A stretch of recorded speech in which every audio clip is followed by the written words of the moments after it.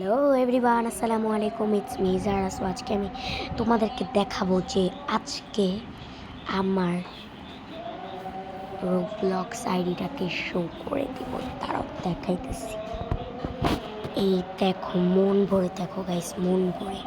তারপরে যারা যারা আমাকে ফ্রেন্ড বানাতে চাও তো তারা আসো, আমাকে ফ্রেন্ড বানায় নাও। আর স্পেশালি আমার ফ্রেন্ডদের জন্য, আমার বেস্ট ফ্রেন্ডের জন্য থাকবে এই ভিডিওটা। তো দেখে নাও আর আমাকে এসে কিন্তু একটা করে ফলো দেওয়া যাবা প্লিজ গাইস।